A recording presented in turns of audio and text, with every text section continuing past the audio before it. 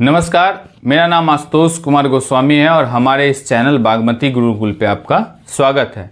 देखिए, आज के सेशन में हम लोग एक बुक का डिस्कस आपसे करना चाह रहे हैं। ये बताना चाह रहे हैं कि स्टीफन आर कॉवी की एक किताब है the 7 habits of highly effective people. ठीक है ना। जो भी दुनिया में अत्यंत प्रभावशाली जो लोग हैं उसके 7 कॉमन आदत पे ये किताब स्टीफन आर कॉवी ने लिखा है।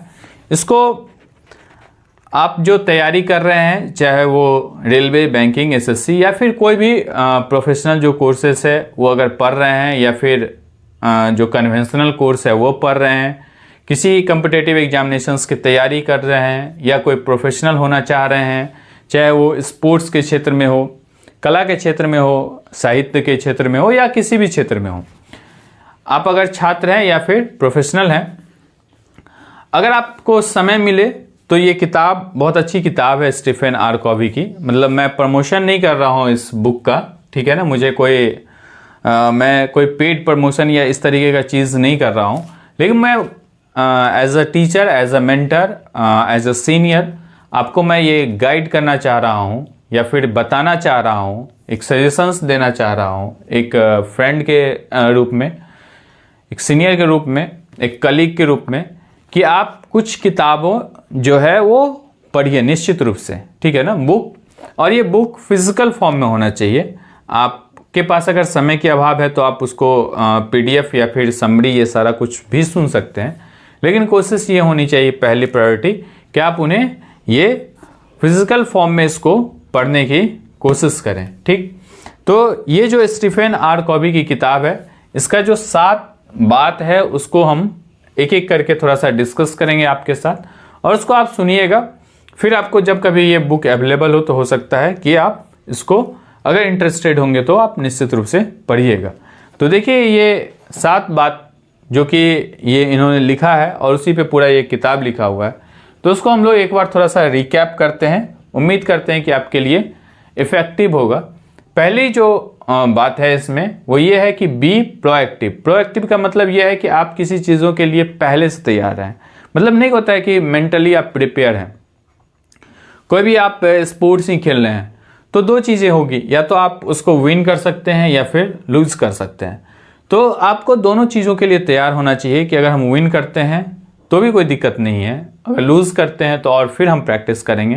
तो आपको दोनों परिस्थिति के लिए मेंटली क्या होना चाहिए, प्रिपेयर करना चाहिए, प्रिपेयर रहना चाहिए। तो आप प्रोएक्टिव मतलब, या फिर कोई घटना घटने वाली है तो आप उससे पहले ही सजग रहें। ये एक्चुअली में बताना जा रहा है कि आपको कोई भी इंसिडेंस होना, आपको लग रहा है कि ऐसा कुछ हो सकता है, तो आप उसके लिए पहले ही मेंटली प्रिपेयर रहें। क्या कर रहा है कि focus on what you can control. देखिए, जो चीज़ आपके कंट्रोल में है उस पर आप फोकस करें, और आप उसको कैसे कंट्रोल कर सकते हैं इस पे आप इफेक्टिवली सोचें। ठीक है ना। Take responsibility for your actions. आप अपने एक्शंस का रिस्पॉन्सिबिलिटी ले। आप अपने choice instead of blaming circumstances. ऐसा नहीं कि हाँ ठीक है, हमें सुबह उठना था लेकिन कोहरा छाया हुआ था, अच्छा नींद आ रहा था और हम सोए रह गए। तो ऐसा आप परिस्थिति पे नहीं चीज़ों को ब्लेम करें, आप खुद पे उसकी रिस्पॉन्सिबिलिटी लें। ठीक है ना। You choose your response to any situations. आप अपना क्या रिस्पॉन्स होगा किसी भी परिस्थिति में, उसको खुद से चूज करें। प्रोएक्टिव का मतलब किसी भी परिस्थिति के लिए पहले से आप मेंटली प्रिपेयर रहें, क्या आपको एक्शन लेना है ये सोच करके रखें। ठीक है। ऐसा नहीं होता है कि हाँ जब होगा जब देखेंगे, इस तरीके का नहीं होना चाहिए। आपको पता होना चाहिए कि आपको क्या करना है। ठीक है। हम लोग के अंदर, ये भारतीय के अंदर एक क्या कहते हैं उसको, इनबिल्ट एक क्वालिटी है जिसमें हम लोग ये सोचते हैं कि ठीक है जब जो होगा उसको उस समय देखेंगे, लेकिन ऐसा नहीं होना चाहिए। दूसरा चीज है being with the and in mind. मतलब किसी भी चीज को आप दिमाग के एकदम आखिरी छोर तक ले जाकर के चीजों को सोचें। ठीक है ना। क्या क्या, have a clear vision of your goal and value. आपका जो भी गोल है, जो भी आपका डेस्टिनेशन है कि हाँ यहाँ तक पहुँचना है, तो वो एकदम क्लियर होना चाहिए, और उसके लिए क्लियर विजन जो है वो आपको पता होना चाहिए, वैल्यूज पता होना चाहिए। उसका define what success means to you. देखिए, हर आदमी के लिए सक्सेस का जो मायना है, मतलब कि जो उसका मतलब है वो क्या है, अलग अलग है। ठीक है ना। मान लीजिए कोई एक एथलीट है, उसके लिए सक्सेस ये है कि वो ओलंपिक में गोल्ड जीते। ठीक है ना। ये सेम सक्सेस का जो पैरामीटर है वो एक कॉम्पिटिटिव एग्जामिनेशंस का तैयारी करने वाले एस्पिरेंट्स का नहीं होगा। उसका अपना जो है सो स्टैंडर्ड है, अपना जो है सो गोल है, अपना डेस्टिनेशन है। एक जो है सो क्रिकेटर का नहीं होगा, एक फुटबॉलर का नहीं होगा। तो हर लोगों का अपना, जो एक लीडर का नहीं होगा, एक बिजनेसमैन का भी नहीं होगा। तो हर लोगों का अपना जो सक्सेस का पैरामीटर्स है वो अलग है। तो आपका क्या पैरामीटर है उसको डिफाइन करें। Define what success means to, आपके अनुसार क्या होना चाहिए। Align your daily actions towards that long term vision, और उसके अनुसार आप अपना लॉन्ग टर्म विजन के अनुसार अपना आप छोटा छोटा जो स्टेप्स है वो लें। Think about what you want to be remembered for. आपको ये बात याद रखना, सोचना होगा कि लोग आपको किन चीज़ों के लिए याद रखें, ठीक है ना। ये भी चीज़ सोचना पड़ेगा।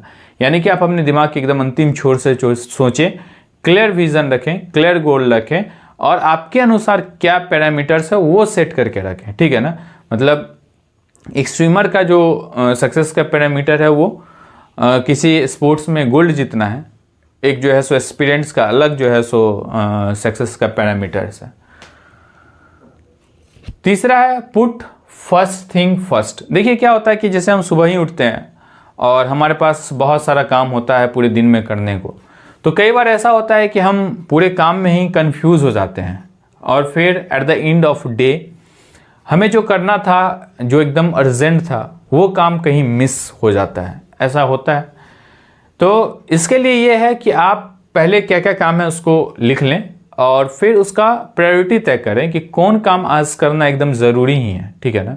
मतलब ऐसा नहीं है कि इसमें क्या आप लेजीनेस टाइप का चीज़ है कि सारा काम तो करना ही है, ऐसा नहीं है। आपको पहले कौन सा काम एकदम अर्जेंट है वो करना ज़रूरी है, या उस समय पे वो काम करना ज़रूरी है। तो मतलब आप प्रायोरिटी सेट करें कि एक्चुअली में प्रायोरिटी कहाँ मैटर्स कर रहा है, ठीक है ना। उसके बाद focus on important but not urgent activity, planning, relationship और सेल्फ इंप्रूवमेंट। आपको जो भी लगता है उसको प्रायोरिटी के अनुसार सेट करें। Manage time based on priorities, समय के अनुसार आप प्रायोरिटी तय करें, ना कि शेड्यूल के, नॉट जस्ट शेड्यूल, सिर्फ शेड्यूल के आधार पे नहीं, ठीक है ना। ऐसा नहीं कि 5 बजे है तो हमको यही काम करना है, ऐसा कुछ नहीं। प्रायोरिटी के आधार पे आप तय करें कि आपको कौन काम पहले करना है, उसके बाद कौन करना है। इसके बाद फिर है थिंक विन विन। ऐसा होता है कि हम लोग सोचते हैं कि चलो हमारा काम तो हो गया, बात खत्म है। ऐसा नहीं होना चाहिए।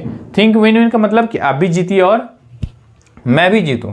इसका मतलब है seek mutual benefits in all interactions. जैसे मान लीजिए आप किसी से मिल रहे हैं, तो हमेशा क्या होता है कि जैसे कोई अगर सेल्स का पर्सन है तो वो मिलेगा तो आपको आपका ही फायदा बताएगा, ठीक है ना। एक्चुअली में उसका क्या फायदा हो रहा है वो नहीं बताएगा, आपको सिर्फ आपका फायदा गिनाएगा, क्योंकि उसको वो प्रोडक्ट आपको डिलीवर करना है, ठीक है ना।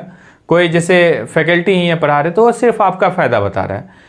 ऐसा नहीं है कि वो अगर पढ़ा रहे हैं तो उनका फायदा नहीं है, ठीक है। किसी भी रिस्पेक्ट में, चाहे फाइनेंशियली हो या कहीं भी, उनका फायदा है तभी वो आपको पढ़ा रहे हैं। तो इसका मतलब ये है कि कोई भी जो एक्शन होता है उसमें जो अगर 2 पार्टी इन्वॉल्व है तो दोनों का कुछ ना कुछ फायदा होता है। तो आप अगर किसी को कोई चीज़ डिलीवर कर रहे हैं तो आप उसको बता रहे हैं कि भाई ये पेन लेने से आपको ये फायदा है, तो आप उन्हें ये भी बता सकते हैं कि ये पेन लेने से आपको भी फायदा है और मुझे भी फायदा है। मुझे ये फायदा है कि हमको थोड़ा सा ये इसका जो रेवेन्यू है वो मिल जाएगा, और आपका ये फायदा है। तो कभी भी हमको इसी तरीके से एक्टिविटी करें तो हम ये हमेशा सोचें कि दोनों को जो फायदा हो वो काम किया जाए, ठीक है। Seek mutual benefits in all interactions, believe there's enough success for everyone, cooperation is better than competition. आप किसी से, जैसे कोई 2 लोग प्रिपेयर कर रहे हैं किसी स्पोर्ट्स को लेकर के ही, या फिर किसी कॉम्पिटिटिव एग्जामिनेशंस में, अगर 2 लोग प्रिपेयर कर, जैसे हम लोग मैथ्स पढ़ा रहे हैं तो कोई 2, 3, 4, 5 विद्यार्थी अगर तैयारी कर रहा है एक साथ, तो सबको आपस में प्रतिस्पर्धा है, ठीक है। हम मानते हैं कि कोई एक पोस्ट के लिए वैकेंसी आएगा, 5 लोग फॉर्म को फिल करेंगे, लेकिन अगर वो 5 तैयारी करेंगे एक साथ मिल करके तो तैयारी करना क्या होगा, आसान हो जाएगा। हो सकता है कि किसी एक का ही सिलेक्शन हो, लेकिन फिर वो 4 लोग तो दूसरे पोस्ट के लिए तैयार हो रहे हैं। तो इसका मतलब ये है कि आप, ये कंपटीशन है वो ठीक है, लेकिन उसके आधार पे भी आप कोऑपरेशन से चलेंगे तो वो ज़्यादा बेहतर होगा इन कंपैरिजन टू कि हमेशा आप कंपटीशन का माहौल बनाए हो।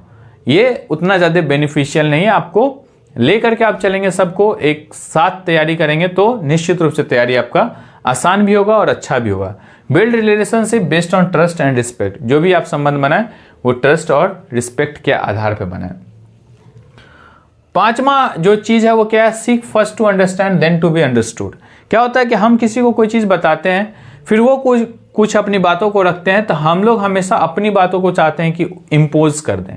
इसका मतलब यह है कि हम सामने वाले की बातों को जल्दी सुनना नहीं पसंद करते हैं, अपनी सारी बातों को उनको सुनाना पसंद करते हैं। लेकिन जो 7 हैबिट्स जो बुक है उसमें स्टीफन आर कॉवी लिखते हैं कि जो हाईली इफेक्टिव पीपल है, ठीक है ना, जो काफ़ी हाईली इफेक्टिव पीपल है, वो पहले सामने वाले की पूरी बातों को सुनते हैं, तब वो अपना रिस्पॉन्स देते हैं। तो यही इन्होंने बताया कि पहले आप सामने वाले कुछ चीज़ों को सुने, सीक फर्स्ट टू अंडरस्टैंड, सामने वाले को पहले समझे, तब उसको समझाने की कोशिश करें।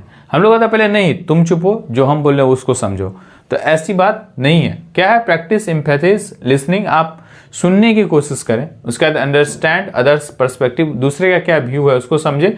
बिफोर एक्सप्रेसिंग योर ओन, अपना जो व्यू है उसको एक्सप्रेस करने से पहले दूसरे का क्या व्यू है उसको समझने की कोशिश करें। This builds stronger communications and trust, इससे आपको स्ट्रॉन्गर कम्युनिकेशंस बनाने में आसानी होगी और सामने वाले को भी लगेगा नहीं ये मेरी बातों को सुन रहा है, तो उनका एक ट्रस्ट भी आपके प्रति बढ़ेगा। इसके बाद 6 नंबर जो है वो है साइनर्जी। क्या कहता है कि value different and work together. हर चीज का अपना एक वैल्यू है, ठीक है ना, हर अलग अलग चीजों का अपना वैल्यू है, और वो सारा चीज जब मिल जाता है तो एक अलग लेवल का जो है सो रिजल्ट आपको मिलता है। इसका मतलब ये है कि कंबाइंड जो स्ट्रेंथ, जैसे टीम है, किसी टीम में अलग अलग सबका क्या है कि क्वालिटी है। आप एक क्रिकेट का ही टीम होता है तो कोई बॉलर है, कोई बैट्समैन है, कोई विकेट कीपर है, कोई अच्छा फील्डर ही है, तो सब मिल करके एक टीम बनता है और फिर वो किसी मैच को जीतता है। तो वही चीज कह रहा है कि जो टीम वर्क है उससे आप किसी भी चीज को आसानी से क्या कर सकते हैं, तो अचीव कर सकते हैं। तो आपको सबके कामों का जो इंपॉर्टेंस है उसको देना चाहिए और उसका रिस्पेक्ट करना चाहिए। क्या कह रहा है, whole is greater than sum of its parts, ठीक है ना। अगर कोई इंडिविजुअल का जो पार्ट्स है, और जैसे मान ली मेरे पास 5 रुपया, इनके पास 5, इनके पास 5, इसके पास 5, 4 लोगों के पास 5-5 रुपया, तो मेरे पास तो 5 ही है, लेकिन चारों मिला देंगे तो कितना हो जाएगा, 20 रुपया हो जाएगा। तो ये चीज बताने की कोशिश कर रहा है कि अलग अलग जो क्वालिटी है, जो रिसोर्सेस है, मान लीजिए हमारे पास कोई रिसोर्स है, आपके पास कोई रिसोर्स है, दोनों मिल लेंगे तो मेरे रिसोर्स का आप इस्तेमाल करेंगे, आपके रिसोर्स का मैं इस्तेमाल करूंगा, तो इससे चीज क्या होगा, इंक्रीज करेगा। इसके बाद लास्ट जो है शार्पेन द सॉ, मतलब ये है कि अगर मान लीजिए आपको एक पेड़ काटने के लिए दिया गया, 2 लोगों को पेड़ काटने के लिए दिया, एक आदमी क्या करता है कि अपना आड़ी पत्ती लेता है और उसको पेड़ को काटना शुरू कर देता है, वही दूसरा आदमी क्या करता है, 2-3 घंटे जो है उसको क्या करता है, आड़ी को तेज करता है। आड़ी को जब तेज करता है और फिर अब खुद सोचिए आप कि कौन जल्दी काट लेगा पेड़ को, जो शुरू में आया और काटना शुरू कर दिया वो, या फिर जो 3 घंटा बैठ के पहले आड़ी को ही क्या किया है, तो तेज किया है। तो आप सीधा बोलेंगे सर जो आड़ी को तेज किया वो जल्दी काट लेगा, क्यों, क्योंकि वो आड़ी को तेज करने का ही काम कर रहा है। इसका मतलब ये है कि कोई भी चीज हम लोग कर रहे हैं तो इफेक्टिवली मेहनत करने से बेहतर है कि पहले हम उस पर काम करें कि इस काम को कर कैसे कर सकते हैं, यानी कि उसके रिगार्डिंग जो स्किल्स है उस स्किल्स पे फोकस करें, ना कि डायरेक्ट हम जा करके, जैसे मान के चलिए कि मैच खेलना है तो आप डायरेक्ट पिच पे नहीं उतर जाएंगे, आप पहले क्या करेंगे, मैक्सिमम प्रैक्टिस करेंगे। उसी तरीके से आप जो क्वेश्चंस लगा रहे हैं तो आप ऐसा नहीं कि डायरेक्ट क्वेश्चन लगाने के लिए बैठ जाएं, पहले आप उसके पूरे कंसेप्ट को समझें, उस पर आधारित एग्जाम्पल्स देखें, हम लोग जो पढ़ाते हैं उसको समझने की कोशिश करें, और तब जाकर के आप मॉक लगाएंगे, और फिर मॉक लगाने के बाद तब जाकर आप फाइनल पेपर देंगे तो अच्छा रिजल्ट आएगा। इसका मतलब यह है कि रिन्यू योर सेल्फ रेगुलरली, आप अपने आप को रिन्यू करें रेगुलरली। मेंटेन बैलेंस इन 4 एरिया, 4 एरिया में आप बैलेंस बनाएं, फिजिकल, मेंटल, इमोशनल, सोशल और स्पिरिचुअल। ये 4 चीज है, 4 क्षेत्र में आपको एक बैलेंस बना के चलना पड़ेगा कि फिजिकली आप फिट हो, मेंटली मानसिक रूप से आप स्वस्थ हो, इमोशनली और सोशली आप जो है सो फिट हो, और स्पिरिचुअल मतलब आपका जो भी धार्मिक विचारधारा है उसको आप चाहें तो प्रैक्टिस कर सकते हैं। तो ये 4 एरिया में हमको बैलेंस बनाना है, ठीक है ना। ऐसा नहीं कि आप स्पिरिचुअल ही हो जाए बहुत ज़्यादा, आप बहुत ज़्यादा इमोशनल ही हो जाए, मेंटल ही हो जाए या फिजिकल ही हो जाए, तो ऐसा नहीं है। उसके बाद continuous self renewal keep you effectively and growing, आप हमेशा खुद से कुछ रिन्यू करते रहें और प्रैक्टिस करते रहें जिससे आप इफेक्टिवली ग्रो कर सकते हैं। तो मूल रूप से हम तो ऐसे ही आपको 7 बात या फिर जो पढ़े हैं उसके कुछ एग्जाम्पल्स के आधार पर आपको बता दिए इससे, लेकिन आपको एक्चुअल जो आनंद है वो किताब पढ़ने के बाद आएगा, लेकिन फिर भी इससे बहुत कुछ आपको सीखने को उम्मीद करता हूँ मिला होगा। तो बहुत बहुत धन्यवाद आपका। इसी तरीके से अगर इस तरीके का वीडियोस आपको लगे कि तो आप मुझे बुक का नाम बताएं। और मैक्सिमम लगता है कि जो जितने भी फेमस बुक्स है वो कुछ ना कुछ मैं तो बहुत सारा जिसमें से पढ़ा हूँ, हो सकता है बहुत सारा नहीं भी पढ़ा होगा। और ये तो लर्निंग एक प्रक्रिया है, आप भी बहुत सारे किताब पढ़े होंगे। तो जैसे एटॉमिक हैबिट्स है, या फिर जो है सो साइकोलॉजी ऑफ मनी है, या फिर और भी बहुत सारी इस तरीके की किताब है, हाउ टू विन इन्फ्लुएंस है। इसके बाद आपको